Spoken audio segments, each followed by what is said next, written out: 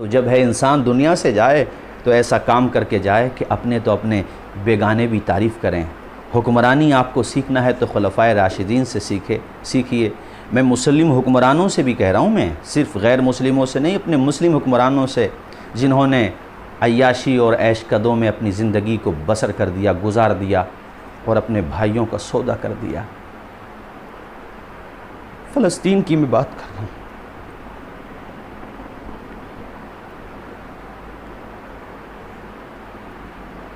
ایک دفعہ بھی یہ نہیں سوچا کہ ان کی جگہ اگر آپ کے بال بچے ہوں تو آپ پر کیا گزرے گی، کیا بیتے گی۔ دنیا میں کسی بھی قوم پر ظلم ہو، چاہے وہ کسی بھی ریلیجن سے بلونگ کرتے ہوں، اس ظلم کے خلاف آواز اٹھانا یہ اسلام کی بنیادی تعلیمات میں سے ایک تعلیم ہے۔ حضرت سیدنا عمر فاروق اعظم رضی اللہ تعالی عنہ آدھی دنیا پہ حکمرانی کرنے والے، ایسے حکمران کہ وہ پتھر اپنے سر کے نیچے رکھ کے سو جاتے، ایسے حکمران راتوں کو محلوں میں، جس کو ہم کہتے ہیں گشت کرنا، دیکھتے تھے کہ کسی کے گھر میں ایسا تو نہیں ہے فاقہ ہو رہا ہو۔ ایسے حکمران گزرے ہیں دنیا میں، اور یہ کس کا فیض تھا؟ یہ حسنین کریمین کے نانا جان کی چوکھٹ کا فیض تھا۔ ایک عرب نے آدمی کا بول بالا کر دیا۔ ہم غیروں سے کیا شکایت کریں؟ ہمارے مسلمانوں پہ اگر ذرا سا کوئی منصب آ جائے، وہ منصب ریلیجیس ہو یا پولیٹیکل ہو، وہ بھی فرعون بننے کی کوشش کرتے ہیں۔ میاں نظام نیچے سے بگڑا ہے، اوپر سے بعد میں بگڑا ہے، سسٹم نیچے سے خراب ہے ہمارا۔ جس کو جہاں کرپٹ ہونے کا موقع مل رہا ہے وہ کسر نہیں چھوڑ رہا ہے۔ میں فاروق اعظم کی داستان آپ کو سنا رہا ہوں۔ حضرت ابو بکر صدیق کے گھر پہ ایک دن کوئی میٹھی چیز بن گئی، حلوہ، تو بیوی سے کہا یہ پیسے کہاں سے آئے؟ کہا وہ جو آپ کو سیلری ملتی ہے، جو تنخواہ ملتی ہے، اس میں سے کچھ پیسے میں نے بچا لیے تھے اور اس سے میں نے یہ میٹھی چیز بنا لی۔ حضرت فاروق اعظم نے کہا، حضرت ابو بکر صدیق نے کہا اس کا مطلب ہماری جو سیلری ہے وہ ضرورت سے زیادہ آ رہی ہے۔ ایسے لوگ تھے اور وہ سیلری آپ نے وہ بھی کم کر دی۔ پروانے کو چراغ ہے، بلبل کو پھول، بس صدیق کے لیے ہے خدا کا رسول بس۔ میرے آقا کے یہ جانثار صحابہ، اپنے لیے کچھ نہیں تھا ان کا، جو کچھ تھا وہ دین کے لیے تھا۔ انتقال ہوا ہے تو کیسی قسم پرسی تھی گھر میں۔ یہ کس سے سیکھا؟ نبی پاک سے سیکھا، حسنین کریمین کے نانا جان سے سیکھا، سیدہ خاتون جنت فاطمۃ الزہرا رضی اللہ تعالی عنہا کے والد ماجد سے سیکھا۔ انہوں نے یہ تعلیم دی۔ میں اس بات کو آگے بڑھاؤں گا جو چل رہی تھی، مگر میں یہ کہنا چاہ رہا ہوں آپ لوگوں کو کہ جس کو کچھ بھی طاقت مل رہی ہے، ہمارے ہاں بھی آپ مسلم حکمرانوں کا حال دیکھ لو، کوئی زیادہ اچھا تو ہے نہیں ہے۔ حضرت عمر فاروق اعظم رضی اللہ تعالیٰ عنہ فرماتے ہیں کہ میری سلطنت میں 22 لاکھ یا 22.5 لاکھ مربع میل پر حکمرانی کرنے والا وہ چٹائی پہ بیٹھ کر، حضرت عبداللہ ابن مسعود فرماتے ہیں کہ جب سے عمر اسلام میں آئے، اسلام کو ترقی ملتی چلی گئی۔ عمر میرے آقا کی مراد ہیں۔ صحیح حدیث شریف ہے بخاری شریف کی، حضرت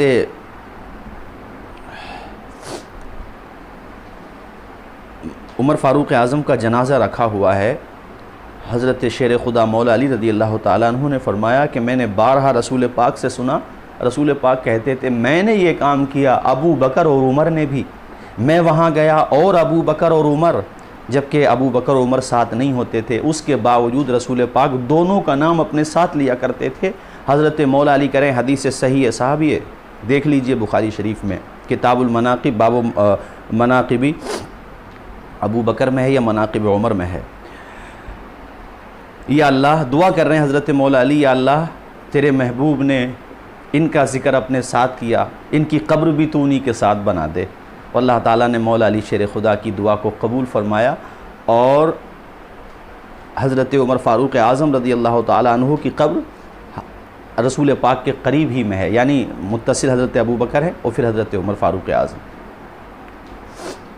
اللہ اکبر، یہ بات آ گئی بیچ میں نے عرض کیا، وہ عمر کہتے ہیں کہ میری سلطنت میں ایک بکری کا بچہ بھی بھوکا مر جائے تو میں ڈرتا ہوں قیامت کے دن مجھ سے سوال نہ کر لیا جائے۔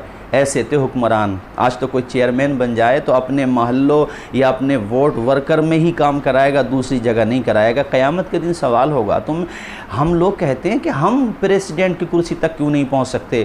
تم اتنے کرپٹ ہو کہ پردھان بن جاؤ، ایم ایل اے بن جاؤ، ایم پی بن جاؤ تو تمہارے دماغ خراب ہو جاتے ہیں۔ سسٹم نیچے سے خراب ہے۔ اس لیے میں اپنوں سے بھی کہہ رہا ہوں، میں اپنے مسلمانوں سے بھی، کہ سسٹم کو بدلیے، کسی پہ ظلم کا ذہن مت بنائیے۔ اور یہ جو پیسہ ہے قوم کا پیسہ ہے، ریلیجیس قیادت ہو، میں بار بار کہہ رہا ہوں، مذہبی قیادت ہو یا پولیٹیکل لیڈرشپ، ایک ایک پائی کا حساب رکھیے صاحب، ایک ایک پائی کا حساب رکھیے۔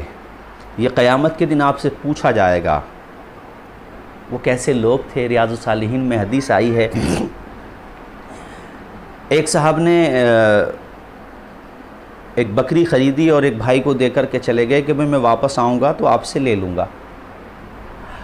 وہ آئے نہیں، بھول گئے۔ کافی زمانے کے بعد ان کا آنا ہوا تو کہا بھائی وہ میں نے آپ کو بکری سونپی تھی امانت کے طور پہ، وہ مجھے یاد نہیں رہا، تو وہ مجھے دے دیجیے آپ۔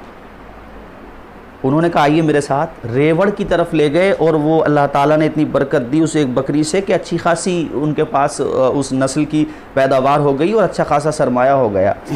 تو وہ کہتا بھائی میں نے تو ایک بکری دی تھی، آپ چاہتے تو اس کو چھپا بھی سکتے تھے اور مجھے میری بکری کی قیمت دے دیتے یا وہی ایک حوالے کر دیتے میرے، مجھے تو پتہ نہیں چلتا۔ تو اس بھائی نے جواب دیا، جو امین تھا اس بات کا، جو امانت دار تھا، اللہ تعالیٰ اس کی قبر پہ رحمت و انوار کی بارشیں عطا فرمائے اور اس کی امانت کی خیرات ہم مسلمانوں کو عطا فرمائے۔ اس نے کہا آپ سے تو چھپا سکتا تھا، لیکن جس نے مجھے پیدا کیا، ماں کے پیٹ میں 3 اندھیروں میں مجھے روزی پہنچائی، جس نے مجھے پیدا فرمایا، کیا اس خدا سے بھی چھپا سکتا تھا میں؟ کیا اس پروردگار سے بھی چھپا سکتا تھا؟ آپ دیکھیں نہ دیکھیں مگر میرا خدا تو دیکھ رہا۔ ایسے تھے تم تو تمہاری حکمرانی تھی ہر جگہ، تو ادھر ادھر کی نہ بات کر، بتائیے قافلہ لٹا ہے کیوں؟ مجھے رہزنوں سے گلہ نہیں۔